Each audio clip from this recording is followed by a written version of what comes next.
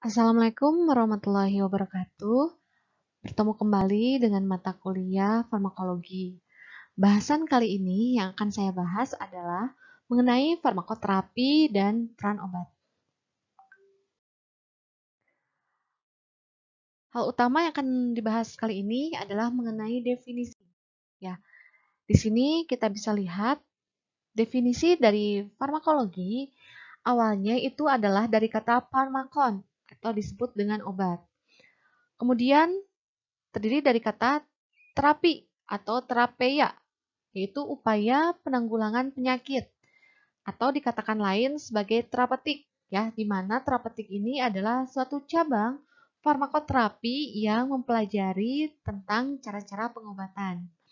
Jadi memang farmakoterapi ini kita akan mempelajari mengenai pengobatan-pengobatan, ya. Tujuan terapi untuk apa? Yang pertama adalah memperpanjang harapan hidup dengan harapan mencegah kematian lebih dini. Kemudian yang kedua, memperpanjang quality of life atau kualitas hidup, sehingga kecacatan akibat suatu penyakit dapat dihindari atau diminimalisir. Yang ketiga adalah mengatasi keluhan atau gejala yang menjadi masalah bagi penderita. Nah, berikut ini adalah tujuan dari terapi. Sebetulnya, terapi dibagi menjadi tiga. Yang pertama adalah terapi dengan menggunakan obat, yaitu disebut dengan farmakoterapi. Kemudian terapi tanpa obat, yaitu bisa menggunakan misalkan contohnya adalah radioterapi, kemudian hidroterapi, fisioterapi, operasi, dan diet. Dan terapi pun bisa dilakukan dengan cara gabungan. Nah, biasanya memang gabungan ini berkaitan dengan gaya hidup. Ya, jadi menyehatkan gaya hidup. Nah, di sini saya singkat menjadi sehat. Ya, yaitu yang pertama adalah seimbangkan gizi. Kemudian nyahkan rokok. H. Hindari stres. Yang keempat, awasi tekanan darah. Dan yang kelima adalah teratur dalam makan ataupun teratur berolahraga. Nah, jadi memang terapi gabungan ini biasanya dikatakan juga sebagai terapi komplementer ya, karena kita melakukan terapi terhadap gaya hidup sehari-hari. Nah, berikut ini adalah perjalanan terjadinya suatu penyakit sampai ia dikatakan sembuh atau tidak. Yang pertama, mungkin suatu penderita ataupun pasien akan mengalami keluhan terlebih dahulu. Kemudian, keluhan ini didiagnosis, lalu dicari cara penyembuhan yang cocok sesuai dengan diagnosis, kemudian diterapi oleh obat ya atau drug therapy. Kemudian pemilihan obat apa saja misalkan yang sesuai dengan penyakit yang diderita oleh pasien. Kemudian penetapan dosis, ini berkaitan apakah pasien tersebut masih anak-anak, ataukah remaja, ataukah lanjut usia, karena ini berkaitan dengan penetapan dosisnya. Kemudian persepan, penyerahan obat yang bisa dilakukan oleh seorang apoteker ataupun tenaga teknis kefarmasian, lalu penggunaan obat, lalu akan menimbulkan efek. Nah, namun efek ini akan terjadi pada penderita apakah ia sembuh ataupun tidak sembuh. Ada beberapa faktor yang menyebabkan proses terapi tidak berjalan secara maksimal. Ya. Nanti akan dibahas di slide kemudian. Nah, ini adalah faktor-faktor yang berpengaruh terhadap hasil terapi. Tadi ya, mengapa setelah dilakukannya pengobatan, pasien tersebut misalkan menjadi tidak sembuh, ataupun misalkan kita membandingkan dua pasien, yang satu sembuh dan yang satu tidak sembuh. Nah, ini diakibatkan adanya faktor-faktor berpengaruh yang berpengaruh terhadap hasil terapi. Yang pertama adalah ketepatan diagnosis. Diagnosis otomatis ya harus sesuai. Jika diagnosis tidak sesuai, nanti pengobatannya pun tidak akan sama. Sehingga nanti proses terapi akan mengakibatkan kegagalan proses terapi ya. Kemudian yang kedua adalah ketepatan pemilihan obat. Contohnya, misalkan kita tahu bahwa golongan obat antihipertensi itu sangat banyak. Jika pemilihan obat tidak sesuai dengan apa yang diderita oleh pasien, itu akan menyebabkan kegagalan terapi. Kemudian, ketepatan aturan dosis. Sebagai contoh, seorang pasien berusia lanjut, misalkan dikatakan usia 60 tahun.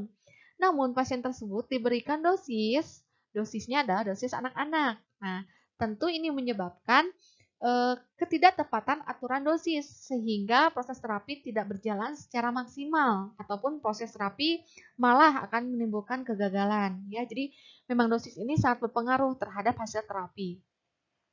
Kemudian mutu obat, apakah obat tersebut masih baik?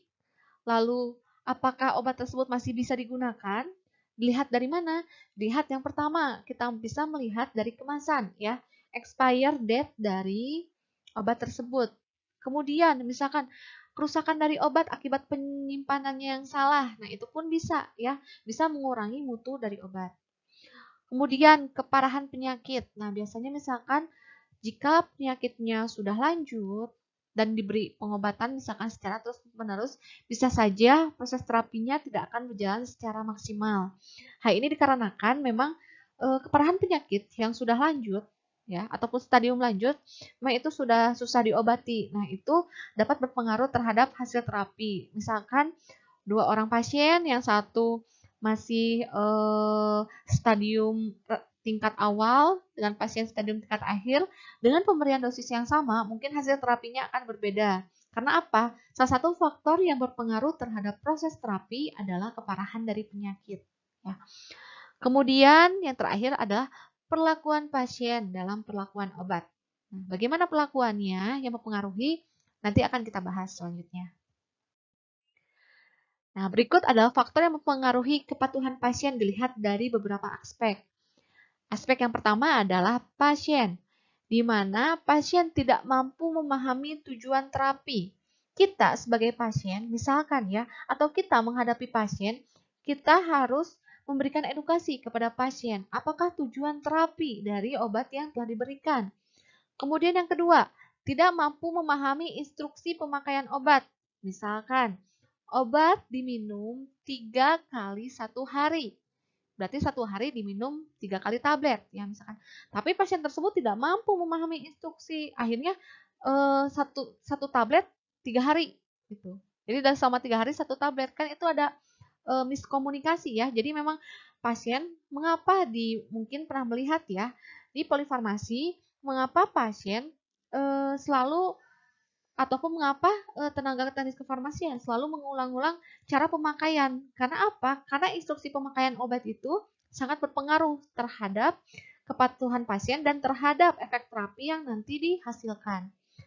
Kemudian, pasien khawatir ketergantungan. Ya, mungkin kita pernah mendengar ya, saya tidak mau meminum obat A karena saya takut ketergantungan dengan obat tersebut. Nah, itu juga menjadi salah satu faktor yang mempengaruhi.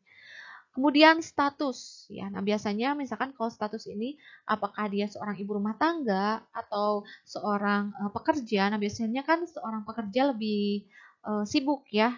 Nah, ini menjadi salah satu alasan dari pasien tersebut tidak patuh terhadap pemakaian obat. Kemudian kepercayaan terhadap dokter, ya. Saya mah tidak percaya dokter tersebut. Nah, itu menjadi sugesti ketidakpatuhan pasien. Dan terakhir adalah faktor ekonomi, di mana pasien tersebut misalkan tidak mampu membeli obat yang disarankan oleh dokter. Itu adalah faktor yang mempengaruhi kepatuhan pasien dilihat dari segi pasien. Kemudian kita lihat dari segi obatnya. Yang pertama adalah jumlah jenis obat. Nah, misalkan biasanya jika jumlah obatnya terlalu banyak, justru pasien akan merasa malas ya untuk meminum obat. Tapi sebetulnya memang banyak sedikitnya jumlah obat itu dokter sudah menyesuaikan dengan diagnosis pasien tersebut. Kemudian yang kedua adalah frekuensi penggunaan. Apakah digunakannya sehari 2 kali, sehari 3 kali? Nah, itu biasanya menjadi salah satu faktor yang mempengaruhi kepatuhan pasien. Pasien kadang-kadang lupa sehari 3 kali kah atau sehari 2 kali kah.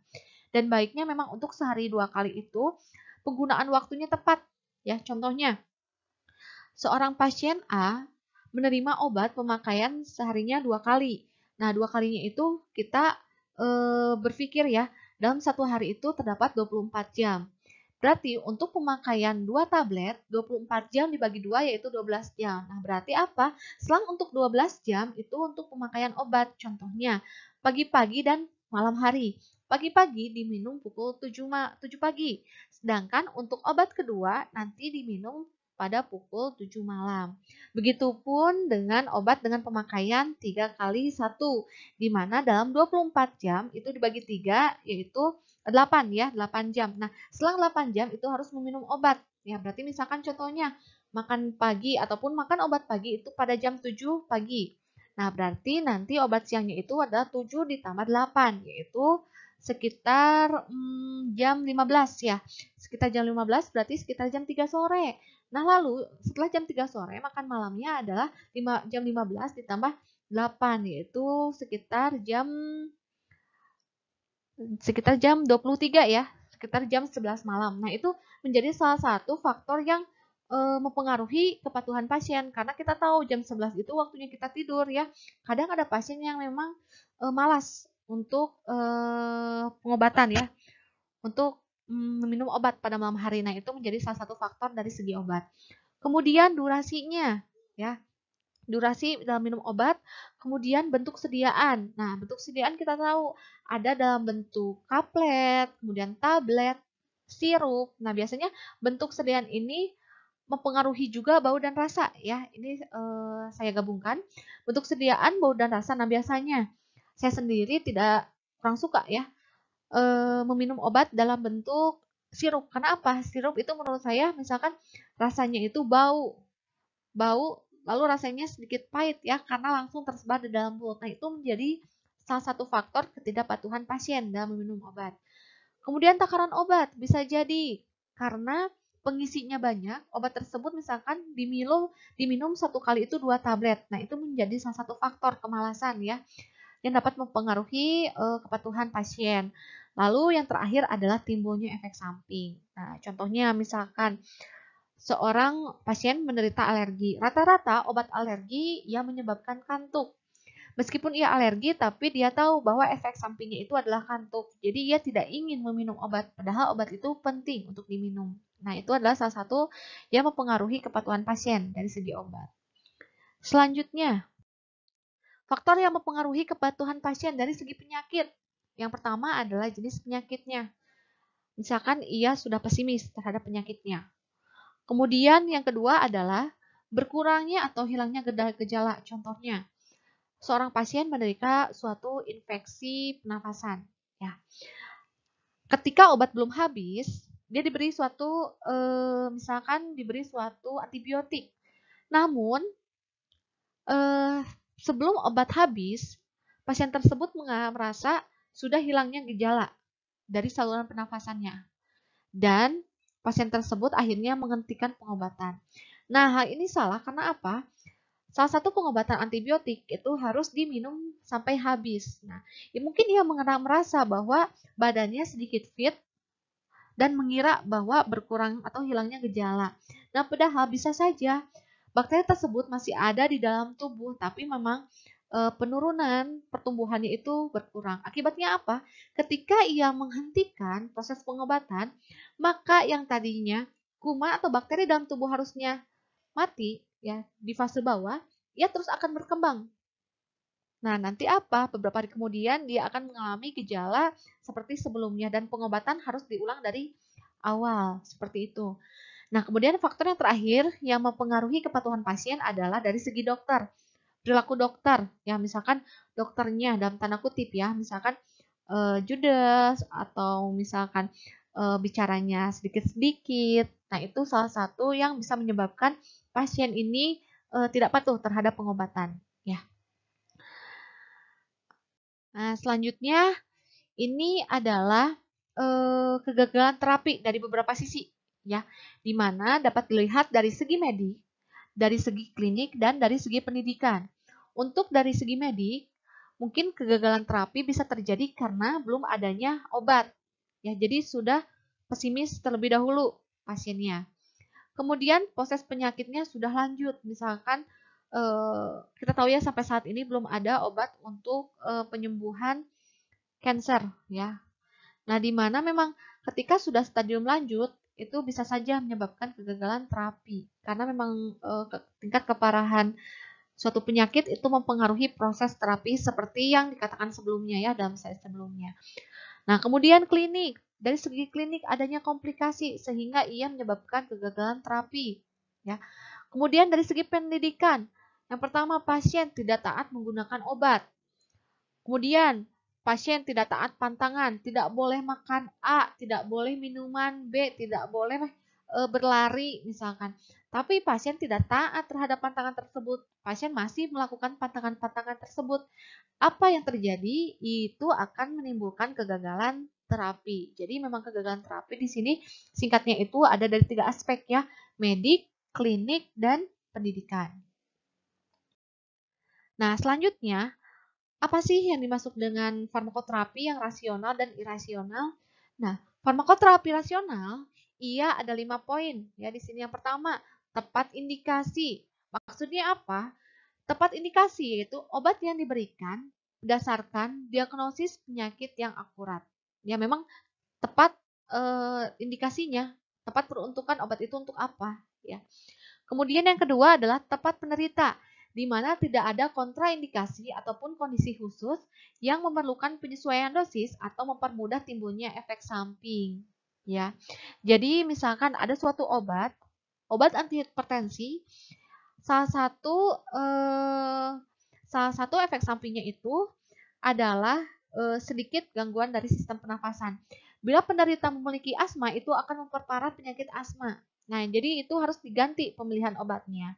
Nah, ini berkaitan dengan tepat penderita. Kemudian adalah tepat obat. Nah, pemilihan obat ini berdasarkan keamanan.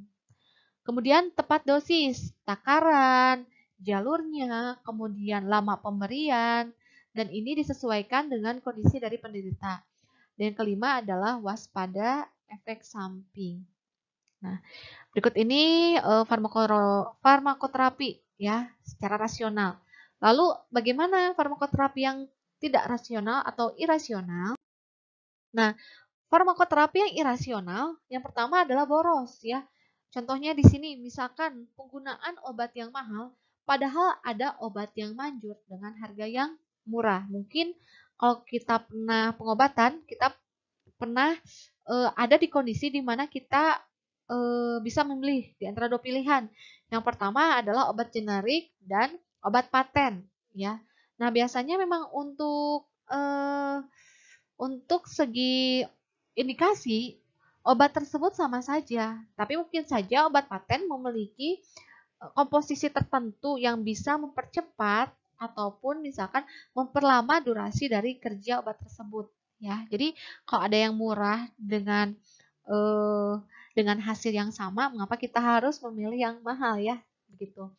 Kemudian yang kedua adalah kurang, yang dimana obat yang diperlukan tidak dipakai atau dosis kecil waktu pendek. Nah, ini bisa mempengaruhi ya. Jadi ini farmakoterapi yang irasional ya, yang tidak rasional.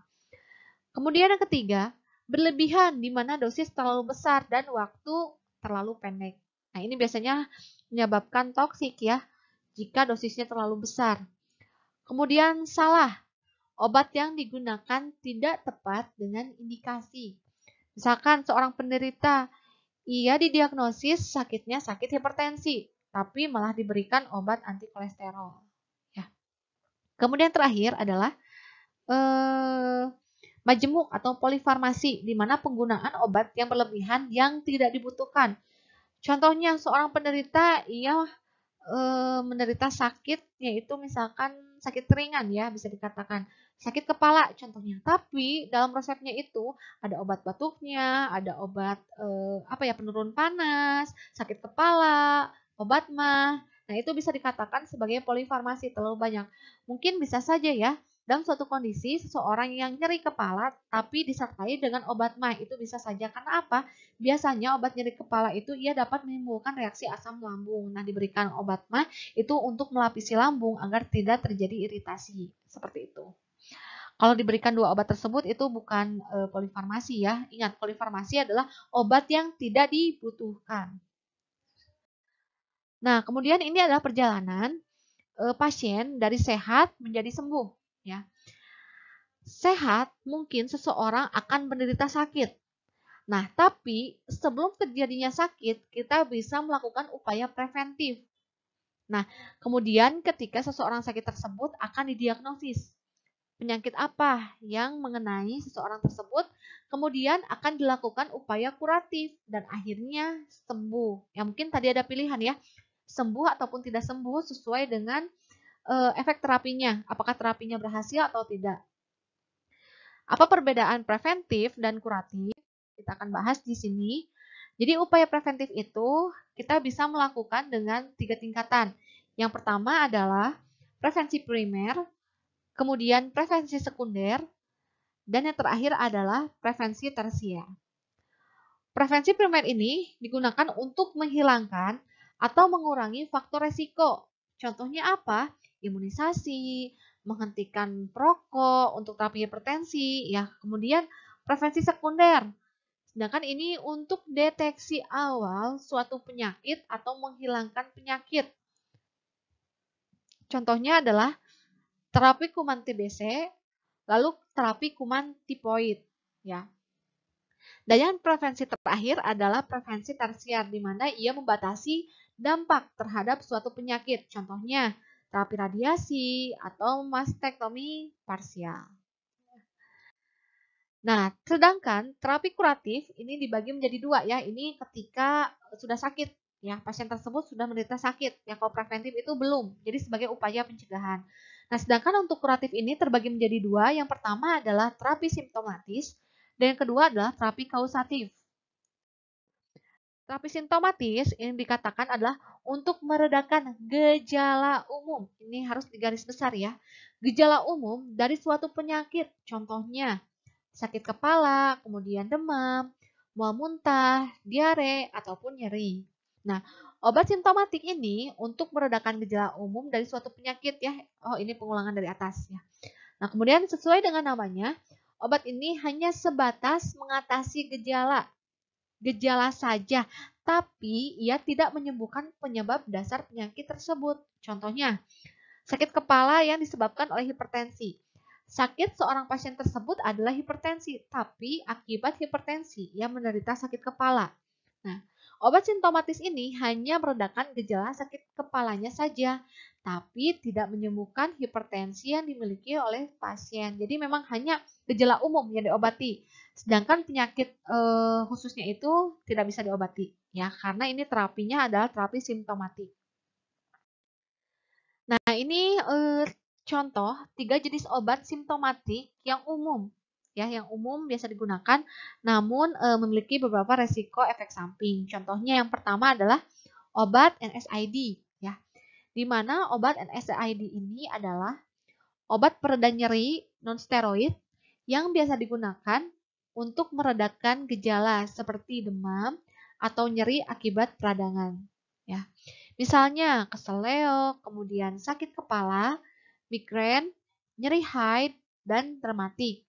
Di mana jenis NSAID yang paling umum ini adalah aspirin dan ibuprofen. Contoh obatnya mungkin Anda pernah dengar ya.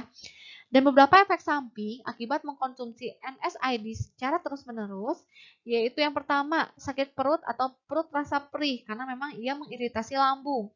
Kemudian sembelit, ya, diare, stroke, tekanan darah tinggi, kemudian gagal jantung, ya, adanya masalah ginjal karena penggunaan obat secara terus-menerus, kemudian dapat menyebabkan pendarahan dan luka di lambung serta usus. Ya.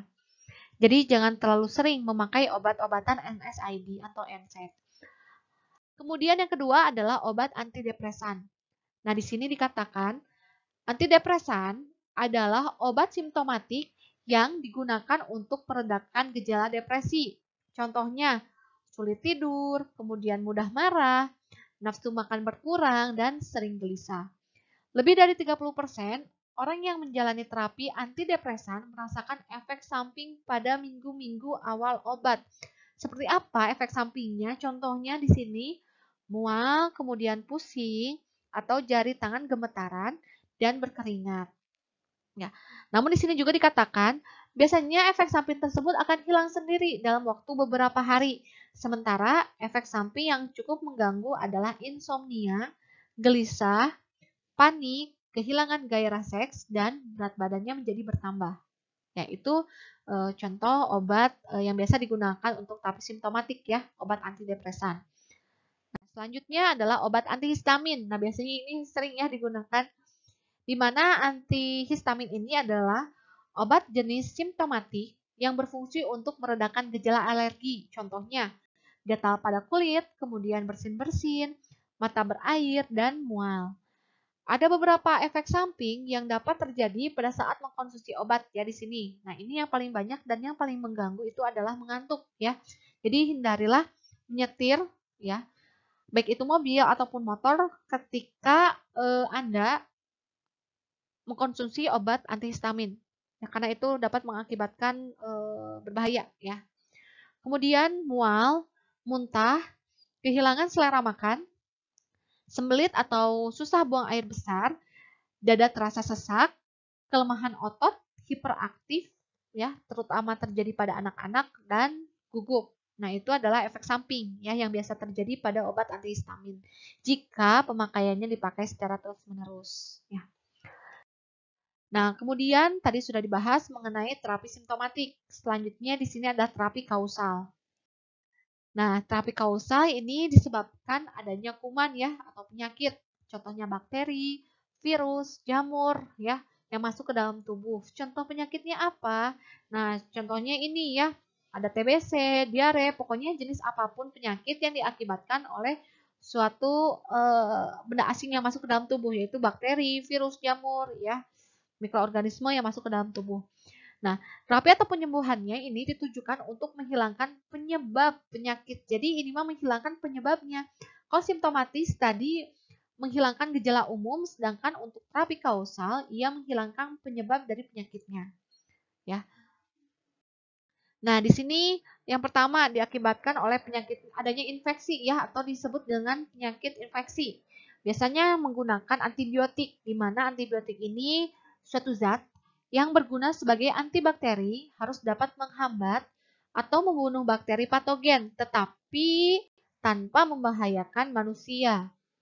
Kemudian, dikatakan lain, antibiotik adalah zat-zat kimia yang dihasilkan oleh fungi ya atau jamur dan bakteri yang memiliki khasiat mematikan ya bakterisidal atau menghambat bakteriostatik ya pertumbuhan dari kuman. Sedangkan toksisitasnya bagi manusia ini relatif kecil. Ya, jadi jangan sampai obat tersebut membunuh kuman dalam tubuh tapi ya juga membahayakan bagi tubuh manusia. Jadi memang untuk terapi dengan menggunakan antibiotik, mencari obat yang ia bisa membunuh penyebab penyakit tersebut, dapat membunuh mikroorganisme dalam tubuh tanpa membahayakan tubuh dari manusia tersebut, dari pasien tersebut ya.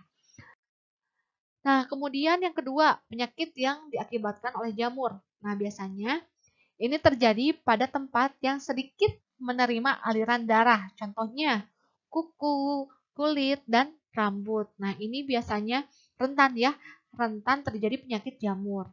Nah, hal ini menyebabkan distribusi obat akan sulit bila diberikan secara sistemik. Ya, di mana jamur bisa membelah atau berkembang lebih lambat daripada bakteri.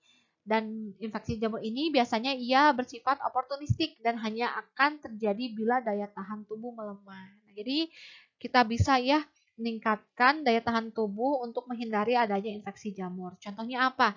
Contohnya adalah di sini saya mengambil contoh Candida albicans ya yang menyebabkan keputihan. Biasanya ini kaum wanita ya.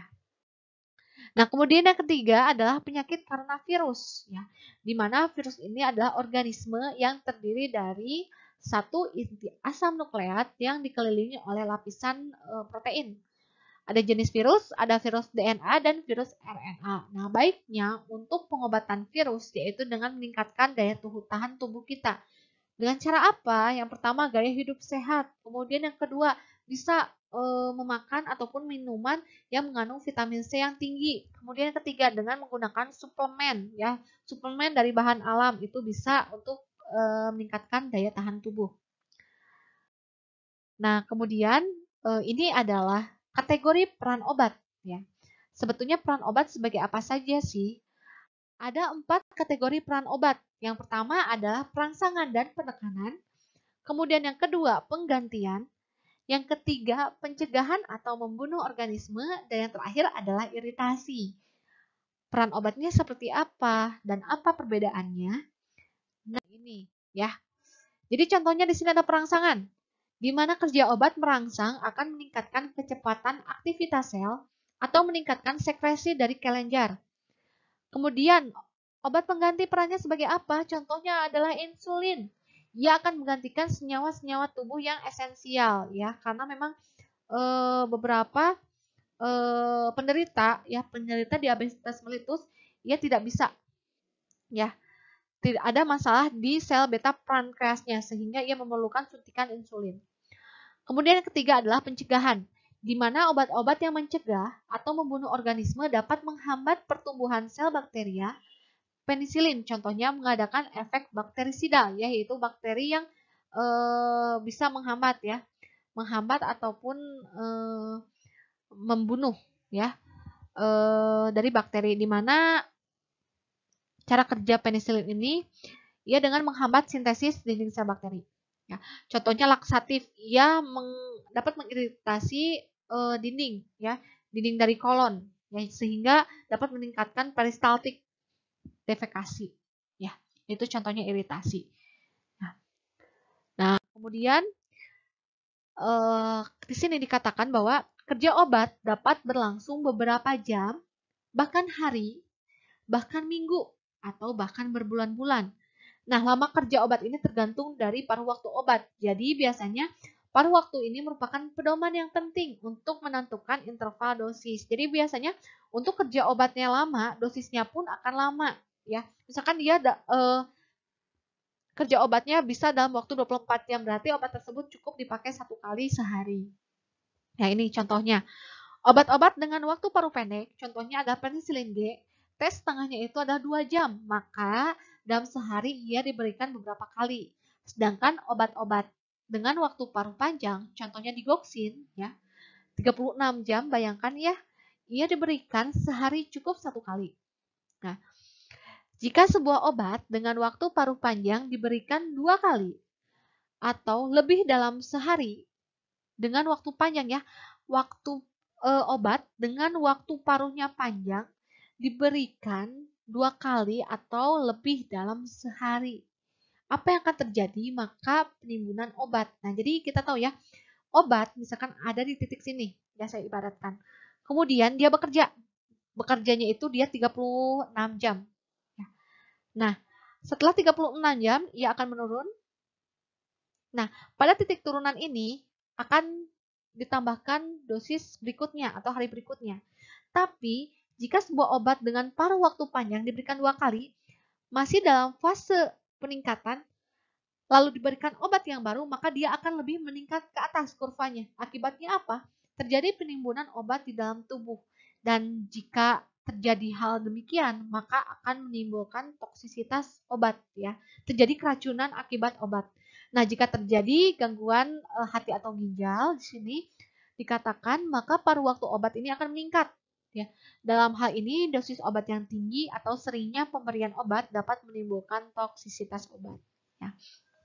Nanti dalam bahasan berikutnya akan dibahas mengenai toksisitas obat ya. Lanjut dari materi ini mengenai farmakoterapi. Nah, praktikum untuk pertemuan 2 kali ini adalah Anda buat kelompok, kemudian buatlah mind map menyebutkan obat sesuai dengan terapi dan kategori peran obat. Misalkan Anda menemukan obat paracetamol. Ya, paracetamol ia termasuk dalam terapi simptomatik atau terapi kausal. Ya. Dan kemudian kategori peran obatnya apakah ia termasuk pengganti, pencegahan, atau iritasi.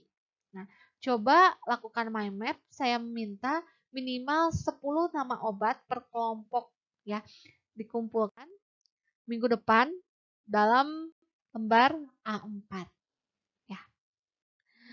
Cukup sekian penjelasan dalam pertemuan kali ini mengenai farmakoterapi dan peran obat.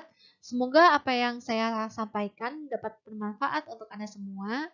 Saya mohon maaf apabila dalam penyampaian terdapat kekurangan dan kesalahan. Saya undur diri. Wabillahi taufiq wal hidayah. Wassalamualaikum warahmatullahi wabarakatuh.